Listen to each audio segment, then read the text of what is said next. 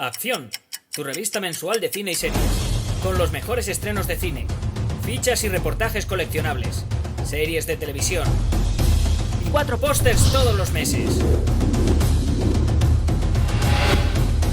Búscala en tu kiosco.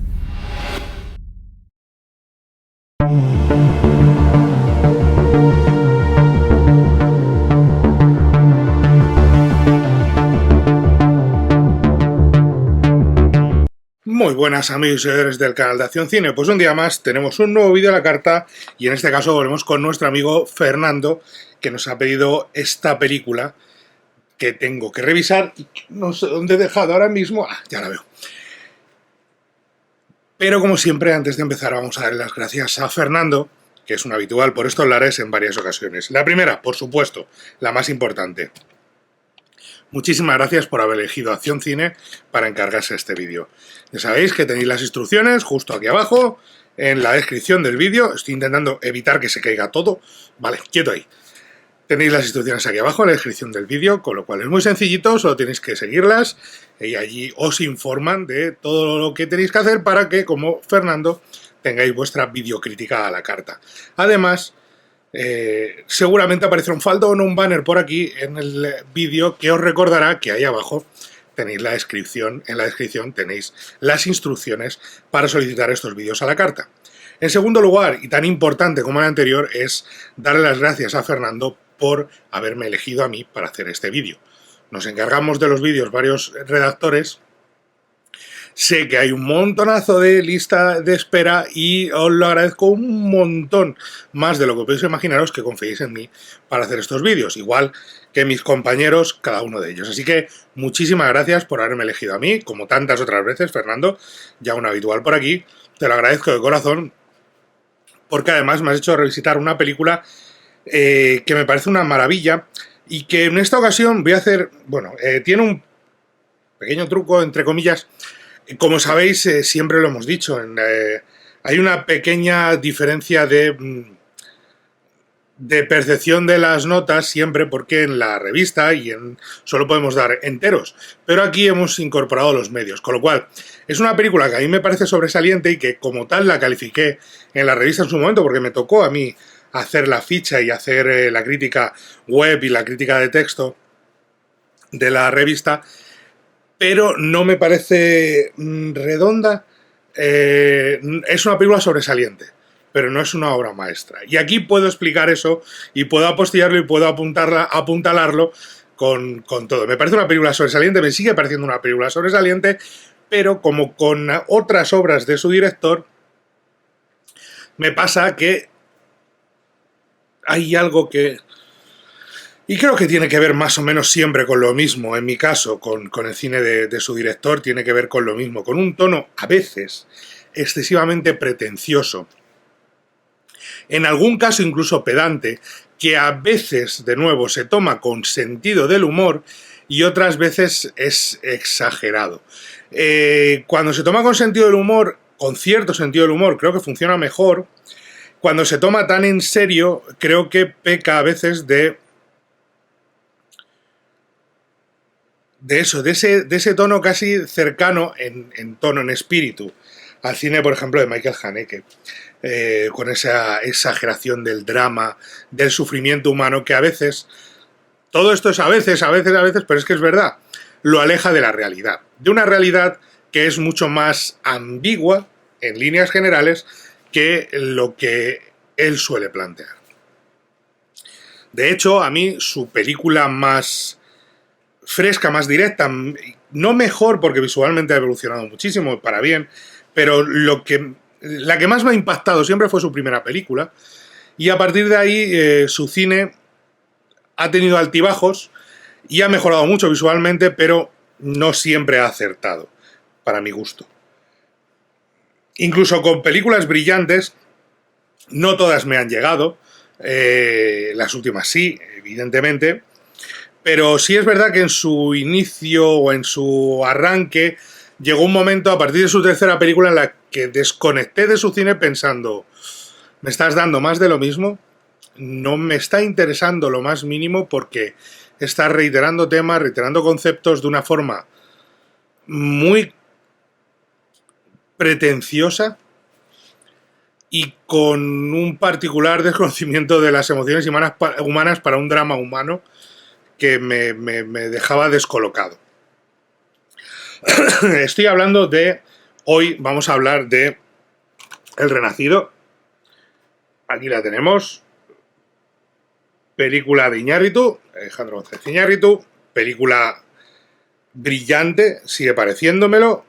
Película que tiene un talento enorme para meterte dentro de la historia, y película que además sirvió para que nuestro protagonista, que no es otro que Leonardo DiCaprio, no solamente mantuviera el estatus de estrella incontestable actualmente, en el que todas sus películas, quizá porque las escoge con muchísimo cuidado, son éxitos de taquilla,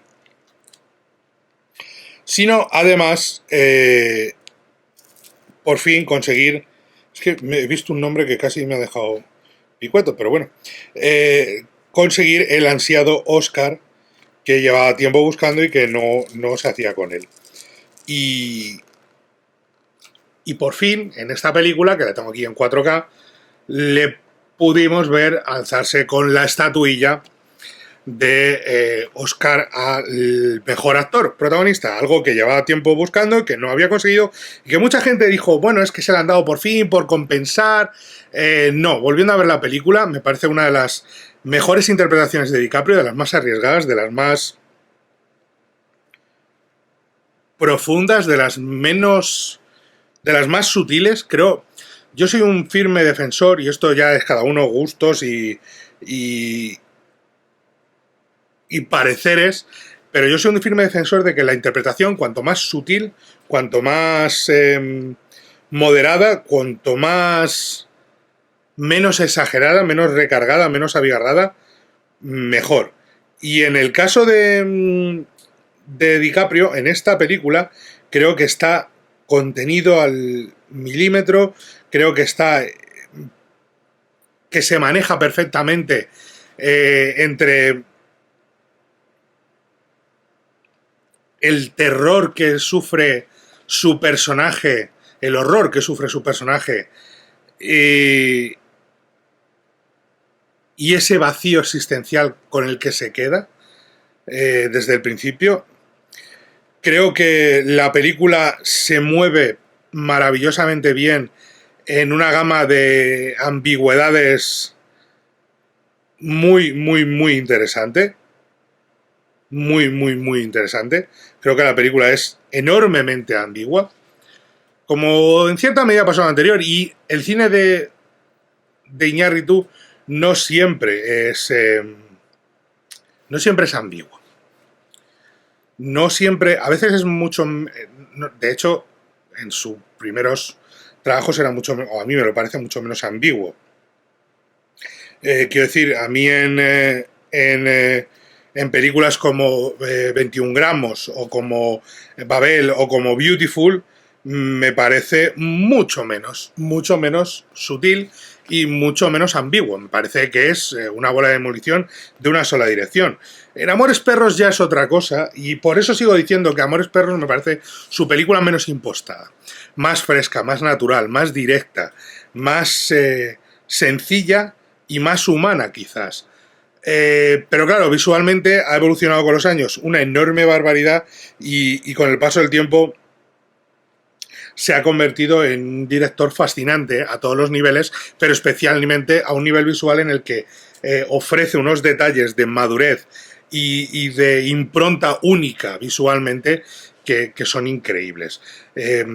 Así que, de nuevo, creo que no lo he dicho, le di las gracias a Fernando por una tercera ocasión por hacerme volver a ver la película, a descubrir todos los detalles que muchas veces olvidamos después de un visionado de la película o después de haberla vuelto a ver. Esta película, recuerdo que cuando me compré el 4K volví a verla. Es estas cosas que siempre se te olvidan detalles y dejas de recordar cosas que en un principio tenías a fuego grabadas la primera vez o la vez al rato de ver la película. Y había detalles que decía, es verdad, no me acordaba de esto. Así que muchas gracias, Fernando, porque la he disfrutado muchísimo, porque me parece más cine de aventuras cada vez que la veo,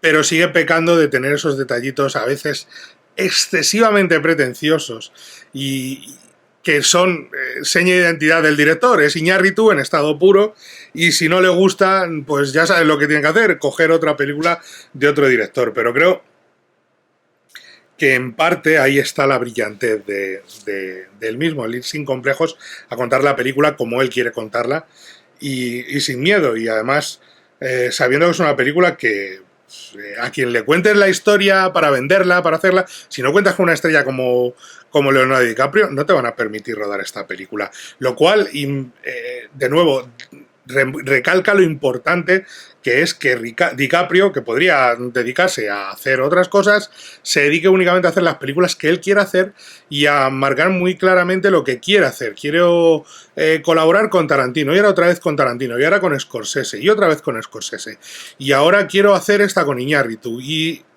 ese camino le ha llevado al éxito en taquilla incontables ocasiones. De hecho, lleva un récord de estrenos con películas que recaudan más de 100 millones de dólares solo en Estados Unidos, que ya quisieran. O sea, es increíble. Desde Una vez en Hollywood para atrás son todo éxitos.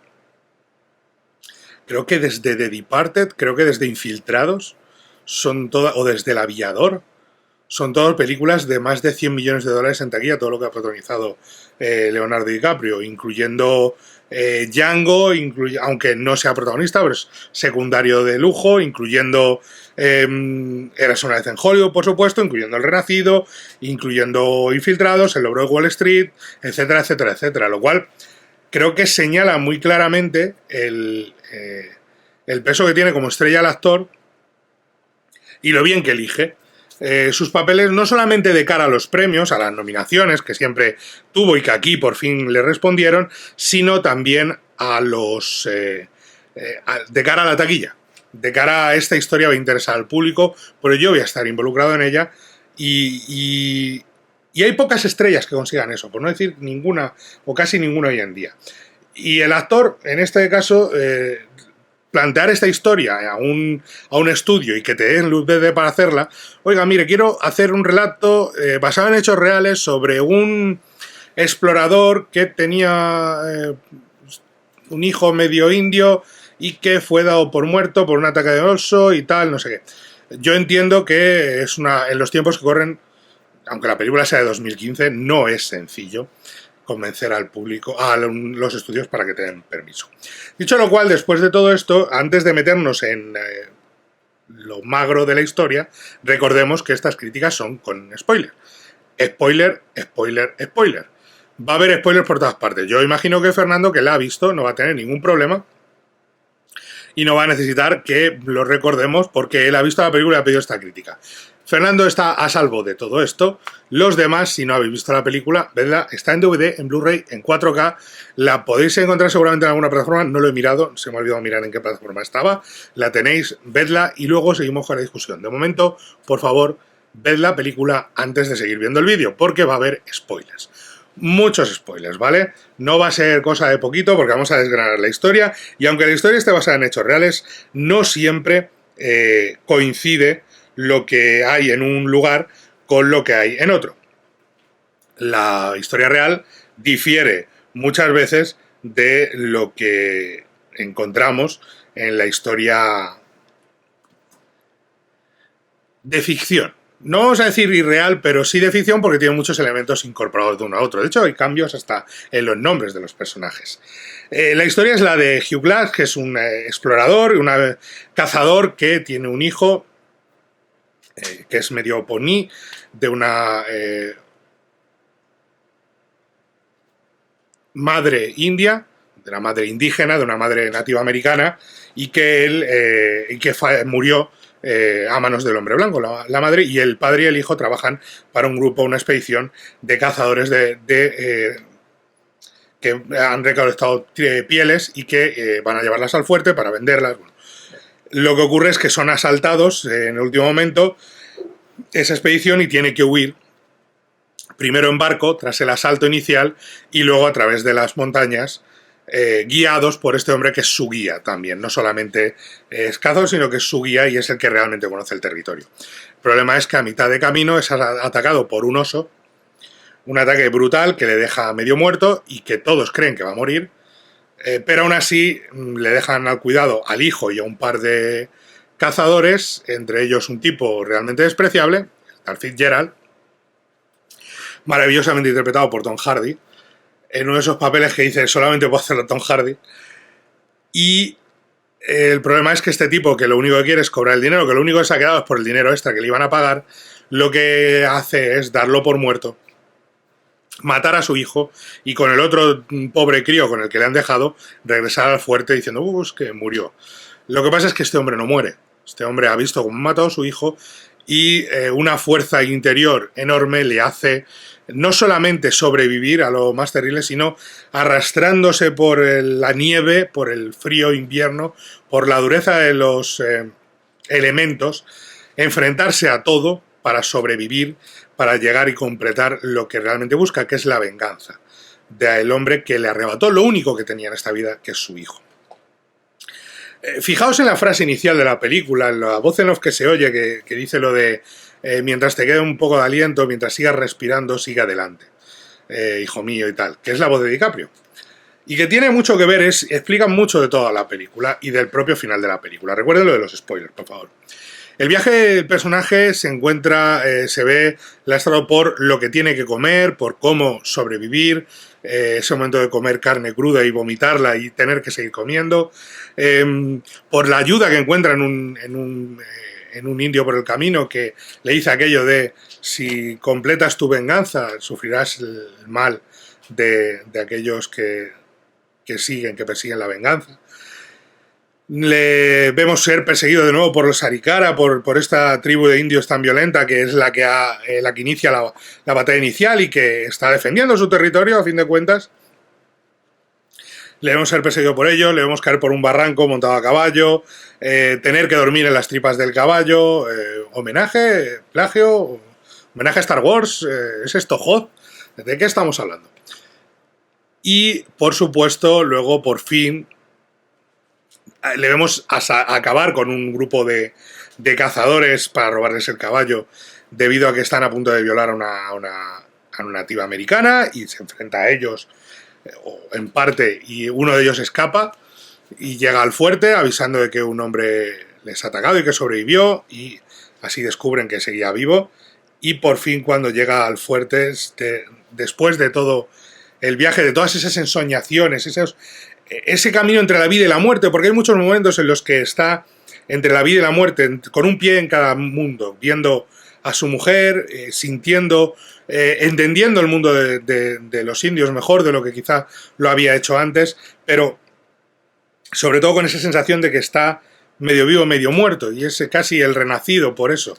De hecho, la salida del vientre es muy gráfica y es ese renacer ya de una forma, no solamente el hecho de que no haya muerto cuando tenía que haber muerto, sino gráfica y visualmente verle salir de un vientre y verle renacer, que es una relativa buena traducción de Revenant, entre comillas. Con lo cual le vemos por fin llegar y con la ayuda del capitán, del tipo que quería que le dieran un buen entierro y que no lo abandonaran y demás, buscar al culpable que ha huido, que es el personaje de Tom Hardy, Fitzgerald, buscarle, intentar darle caza y ante la muerte del capitán a manos de Fitzgerald enfrentarse mano a mano con él y al final no cumplir su venganza. Una batalla terrible y brutal y gráficamente tiene cosas que son increíbles. Tanto de la violencia gráfica como del uso de los movimientos de cámara, de la coreografía y del uso de los efectos digitales imprescindibles en esa batalla. Y como al final, cuando llega la hora de la verdad, cuando llega la hora de matar a este tipo y lo tiene ya derrotado y va a matarlo, va a estrangularlo con sus propias manos, le dice lo de hagas lo que hagas, no vas a recuperar a tu hijo. Nada de lo que hagas hará que tu hijo vuelva. Y él hace lo que menos espera, en vez de cumple, por así decirlo, lo que le prometió, lo que le dijo a aquel indio, no va a morir por su mano.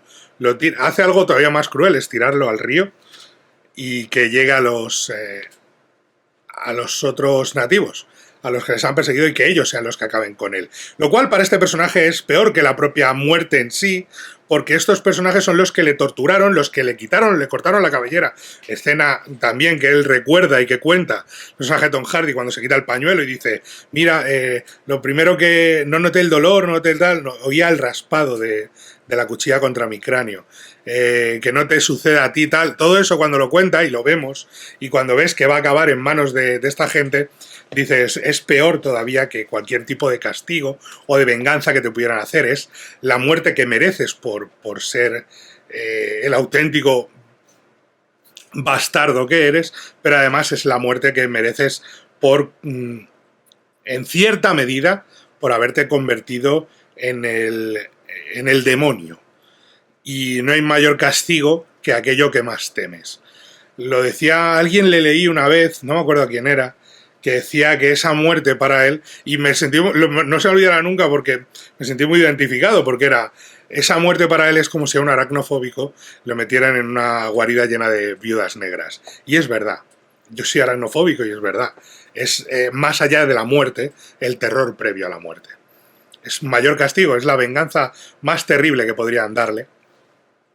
Aunque la estoicidad del personaje es bastante, porque ya no puede moverse, ya no puede hacer nada, pero es bastante. Y el plano final, ya terminada esa batalla, es ese Leonardo DiCaprio, esa ambigüedad de Leonardo DiCaprio mirando, primero viendo desaparecer casi el fantasma de su mujer, mirando a cámara, al final rompiendo la cuarta pared, pero le seguimos oyendo respirar. Y es ambiguo no porque sepamos, o sea, yo tengo claro, para mí, y esto es quizá para mí, pero yo lo tengo muy claro, yo creo que él vive, que es el mayor castigo que tiene también, que es vivir pese a haberlo perdido ya todo, no tiene nada, pero recordemos la frase inicial, mientras siga respirando, sigue adelante, y le oímos respirar incluso cuando los créditos han empezado. Cuando la pantalla se ha ido a negro, seguimos oyéndole respirar, es decir, que mientras que siga respirando, hijo mío, sigue adelante, él va a seguir adelante, va a seguir vivo. Es un superviviente. Le hemos visto sobrevivir a cosas mucho más brutales. Está lejos del fuerte, no os preocupéis que ya se apañará para llegar. No os preocupéis que ya se apañará para llegar vivo y encima con el cadáver seguramente del capitán para que le den un entierro digno. Es un superviviente. Eso lo tengo claro, que para mí vuelve a casa. La tragedia está, la ambigüedad está en lo moral, en la situación moral, en el aspecto ético de todo ello. Vuelve a casa con una venganza cumplida, pero con todo perdido. Para él, su mayor castigo es sobrevivir a su hijo y a su mujer. Lo ha perdido todo, no le queda nada. Nada por lo que vivir, nada por luchar, pero aún así va a seguir viviendo, porque mientras respire, va a seguir adelante. Pese a sus heridas, pese a lo brutal de la batalla, pese a todo eso, va a seguir adelante. Si ha sobrevivido a lo del oso, al ataque del oso, que es excesivamente largo. Iñárritu, excesivamente largo. Te lo voy a repetir. Iñárritu, te pasaste sin pueblo. Llega un momento en el que dices, venga, vale. Cuando ya saca la escopeta y le pega el tiro, es como, otra vez. Pero que ya pare ya el oso. Que ya termine esto. Que hay un momento en el que pasa del, oh, Dios mío, le va a destrozar el oso al, uf, madre mía, la turra del oso, ¿no? Y es uno de esos, eso es lo que a veces le pasa a Iñárritu. Ese soy más listo que vosotros, molo más que todos vosotros, mirad, dejad que os lo muestre. Yo siempre, de la hornada de directores que salieron de México, que son amigos, que son brillantes narradores y que han triunfado, han arrasado en Hollywood en premios y en los últimos años, que son Guillermo del Toro, Alfonso Cuarón y Iñárritu, mi favorito es Del Toro, lo tengo claro, no digo que sea el mejor, es mi favorito. Creo que el mejor es Cuarón, lo siento en el alma, para mí el mejor es Cuarón. Porque, además, en el cine más comercial saca arte y en el cine más artístico saca algo comercial. Estaba pensando en Harry Potter y en Gravity, de hecho. Y creo que el más personal es Iñárritu. El más suyo, el más... si lo quieren, el más autor, siendo los otros superautores, de decir, super personales, pero el más todavía más suyo, más inconfundible si lo quieren, para mí sigue siendo Iñárritu. Y creo que los tres son tres directores brillantes, brutales, magistrales. Repito, por el tipo de cine que hace, mi simpatía siempre está en el cine de Guillermo del Toro. Es el director de Pacific Rim, qué demonios, y de Blade 2 y de Hellboy 1 y 2.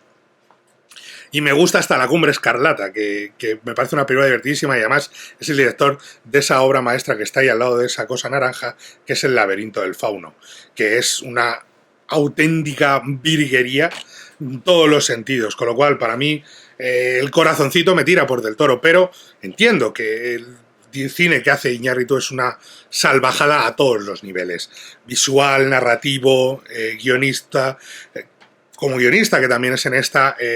a nivel de fotografía, con Lubezki, que es su director habitual, que Manuel Lubezki es un tipo sensacional, que también ganó el Oscar por esta película. De hecho, en esta película ganaron el Oscar el mejor director, actor y fotografía. Y es... no sé si el de DiCaprio sí me parece más que merecido, y el Lubezki 3/4 de lo mismo. Lo que no sé tanto es si Iñárritu, 2 años... Bueno, creo que por ejemplo, en el caso de Birdman, que es su película anterior, creo que tenía más sentido del humor.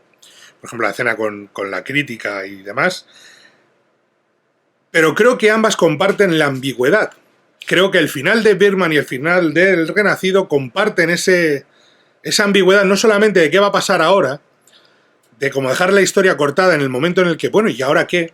Sino además en el hecho de que moralmente... éticamente no sabes qué va a suceder a continuación. No sabes el destino de lo que ha hecho es lo correcto, es lo incorrecto, es lo bueno, es lo malo. No hay muchos grises, pese a que en el Renacido el villano, el malo, es muy villano.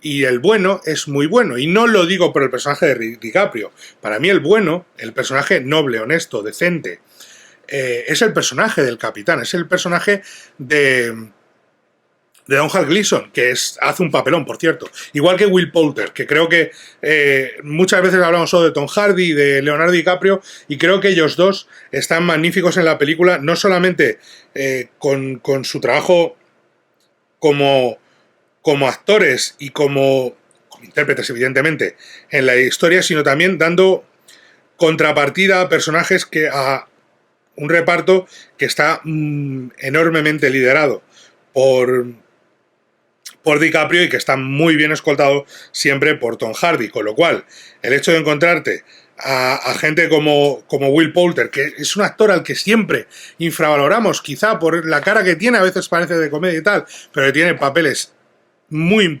potentes como este, y un Domhnall Gleeson que aquí, pues yo creo que, claro, pasa lo mismo con Domhnall Gleeson, a veces nos olvidamos de que es un Gleeson y su padre es quien es, y ahí está el talento de la familia, pero sobre todo a veces nos olvidamos de que claro, le vemos y decimos, está ahí haciendo de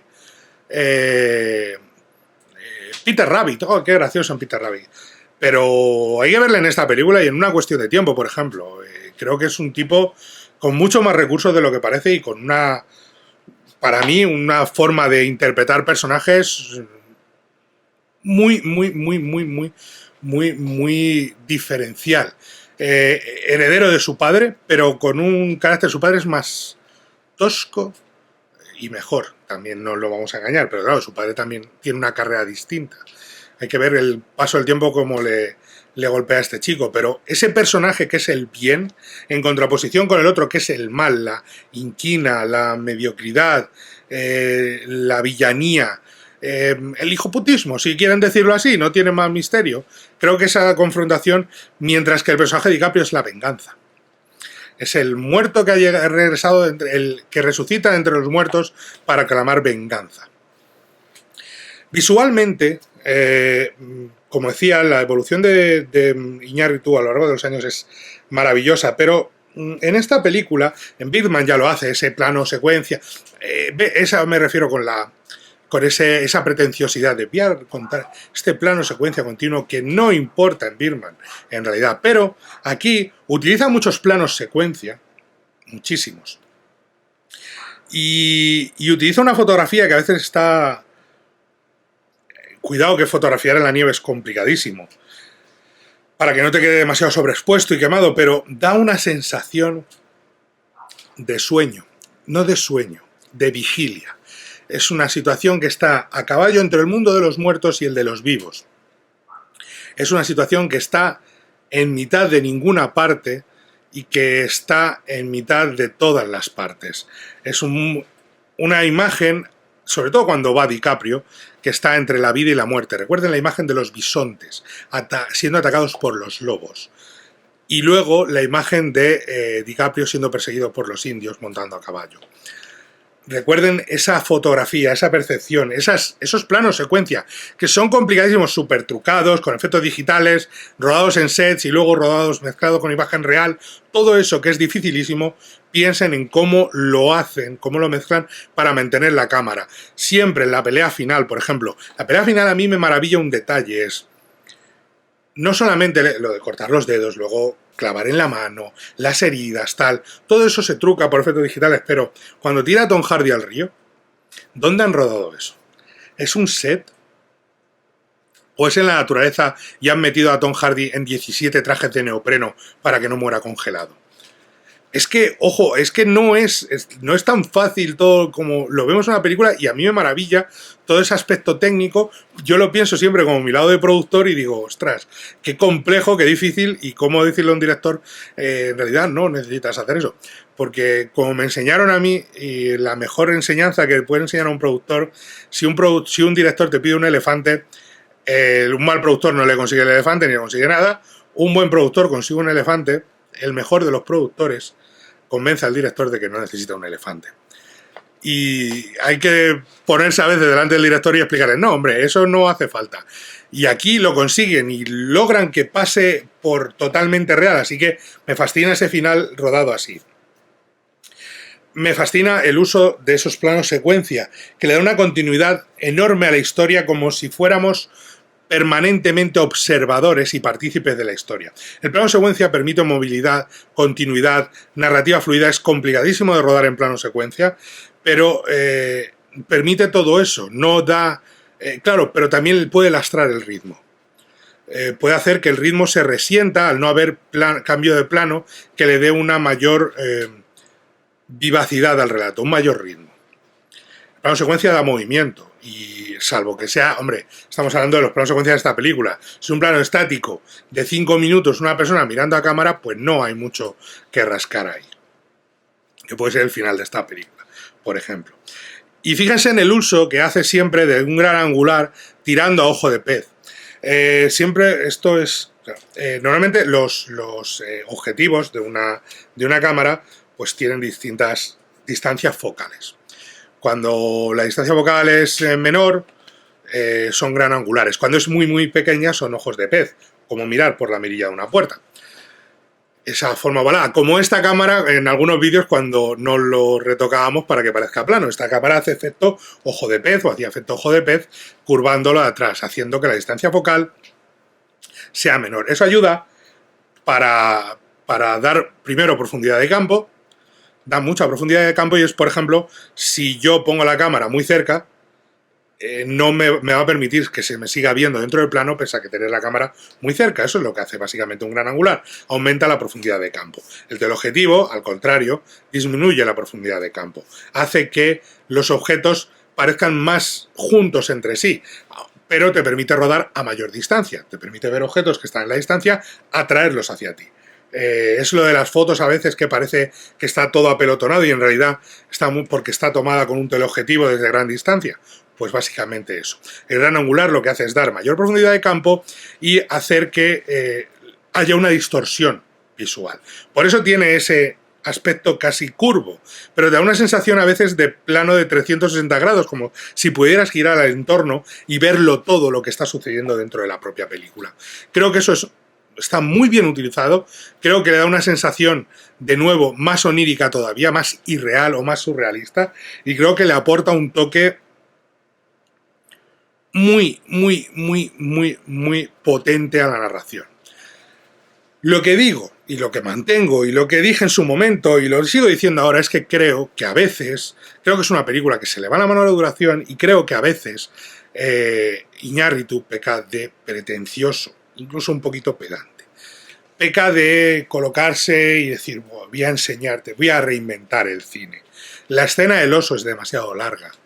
Los momentos de ensoñación ya me lo estás contando de otra forma. No necesito que me reiteres los sueños, esas pesadillas, esa forma. No lo necesito. Ya me lo estás contando. Ya lo estoy viendo. Ya estoy viendo el camino entre la realidad y el sueño, entre la vigilia, entre los vivos y los muertos. Ya lo estoy viendo. No necesito que me lo recalques. No necesito que alargues la historia innecesariamente en algunos momentos de paisaje, de mirarse muy intensamente, que creo que es lo que a veces le castiga, y castiga enormemente a este tipo como director. Me pasa en Babel, me pasa tremendamente en Beautiful y en Babel, que son películas que digo, son buenas, pero es que me has perdido a los 20 minutos porque llega un momento en el que dices, no puede pasar tanto en este grupo en concreto de personas, no puede pasarle tanto malo. O sea, ya llega en Babel con el niño y la hermana, y el niño que en Marruecos y la hermana, y dices tú, a ver, tío, por favor, no hace falta llegar a ese extremo, que este chico lo que va a hacer es, jugando con la escopeta de caza, disparar y darle sin querer a un personaje. No es eso. No tienes que recargarlo tanto, no todo y en esta está menos forzado todo que en Beautiful o en Babel. Creo que sigue más la línea de Birdman. Y eso es bueno, eso es muy bueno, de verdad. Hace que la película sea mucho más compacta, mucho más sólida, ¿vale? Visual y argumentalmente. Pero me sigue pasando lo mismo con algunos detalles, como los que he mencionado. Es decir, creo que se te va la mano con la duración por como esa necesidad de decir, yo soy director y mira lo que sé hacer. Y es como, tranquilo, si ya lo sabemos, eres muy bueno. No hace falta que... No hay que tirarse el tirantismo no es bueno. Tirarse del tirante nunca es bueno. Y esta película se tira un par de veces del tirante y no le hace falta. No le hace falta ni lo más mínimo, porque el relato está perfectamente hilvanado, está perfectamente creado, tiene ese aire de cine de aventuras a lo Daniel Boone, de esa aventura de supervivencia, y además cumple con algo enorme a nivel argumental y a nivel narrativo. No sé si hasta qué punto la gente con las distintas teorías de los argumentos, de los relatos universales, de los argumentos universales, siempre se dice, desde hace mucho tiempo ahí, por ejemplo, está el relato del hombre contra el hombre contra sí mismo, el hombre contra la naturaleza. Esta película aúna los tres. El hombre contra el hombre, la venganza del personaje de DiCaprio contra el personaje de Tom Hardy, el hombre contra la naturaleza, gran parte del relato sobrevivir a la naturaleza, llega un momento en el que dices, se ha curado mágicamente. DiCaprio se ha curado mágicamente. Por mucho que pasen X días, dices, hombre, ¿cómo te has curado tan rápido? Vale. Y luego está el hombre contra sí mismo, y en este caso es súper evidente ese matar, no matar, venganza, no venganza, esa lucha consigo mismo, con sus pesadillas, con sus fantasmas personales, con su pasado. ¿Pudo hacer mal por salvar a su mujer? ¿Pudo no hacerlo? ¿Pudo hacer más por enseñar mejor a su hijo? Todo eso lo vive el personaje de DiCaprio en esta película entera. O sea, tiene esos tres campos. Contra la naturaleza, contra el hombre y contra sí mismo. Y a partir de ahí, manejar todo eso y hacerlo coherente, evolucionando brillantemente y narrativamente con una fuerza como la que tiene esta película, es muy difícil y está a la altura a la altura de muy poca gente. Muy poca gente puede conseguir lo que consigue Iñárritu en esta. El Renacido es una película de esas que estás viendo y dices, muy poquitos pueden hacer esta peli. Iñárritu es uno de ellos. No es que la hagas diferente, ¿qué tal? No, con la complejidad que tiene, visual, argumental, todo. Es una película de silencios, casi siempre. Exceptuando detalles como la historia que cuenta el personaje de Tom Hardy y demás, los personajes no hablan en exceso. El frío motiva que no hablen en exceso. Son personajes que hablan lo justo, lo necesario, que se mueven entre en ideas muy concretas, muy directas, no necesitan dar vueltas con las palabras. El personaje de Tom Hardy es el que más las manipula, las tergiversa y las cambia a su antojo. Pero no son personajes que hablen demasiado. Hablan lo justo, son parcos en palabras. Y está además ese tono brutal de aventura, el arranque con la con el asalto de los nativos. Me parece sensacional la persecución con el caballo, la caída, visualmente todo ese plano secuencia, lo de los bisontes, el cementerio de bisontes, porque hay esa lucha contra la naturaleza, pero además el desastre que hagamos a la naturaleza como reflexión de nuestro tiempo, es decir, mira lo que estamos haciendo, todo es sensacional. Y si no fuera por ese exceso de pretenciosidad, para mí sería una película de 5 estrellas. No lo es por muy poquito, porque me sigue pareciendo una película sobresaliente, con lo cual para mí es una película de 4 estrellas y media, 4 y media, es un 9, si lo prefieren en nota eso es un 9, un 9,25 incluso. Es una muy buena película, es una película sobresaliente y es una película que hay que ver y revisar, y que es una auténtica escuela de cine, muchas veces, visualmente. Narrativamente ya he comentado que el problema para mí es en ciertos aspectos de guión y narrativos en los que a Iñárritu se le va un poquito la mano, esa necesidad de señalarse, ese aspecto de tirantismo, como decimos. Así que en el resto, para mí es una película de 4 estrellas y media, con lo cual espero, Fernando, que hayas disfrutado de la crítica, espero que te la hayas pasado bien con este vídeo. No sé si coincidiremos o no, si no coincidimos lo siento. Yo lo que siempre os digo, estamos aquí, intentamos ser lo más honestos que sea posible y contaros las cosas según las vemos nosotros, desde nuestro prisma, desde nuestro conocimiento, argumentándolo durante 41 minutos. Así que, Fernando, muchísimas gracias. 4 estrellas y media al Renacido, y el resto ya sabéis que tenéis la revista a puntito de llegar a los kioscos. En nada llegará el nuevo número, que además tenéis que suscribiros al canal, que darle a like, que al lado del botón de suscribiros tenéis el de uniros a la familia Acción Cine. Le dais ahí, tenéis 4 niveles con contenido extra, siempre extra, nunca vamos a quitar de un lado para llevar allí, no, es extra, premium. Y el resto, pues muchísimas gracias a todos y nos vemos en la próxima. Adiós. Acción, tu revista mensual de cine y series, con los mejores estrenos de cine, fichas y reportajes coleccionables, series de televisión y 4 pósters todos los meses. Búscala en tu kiosco.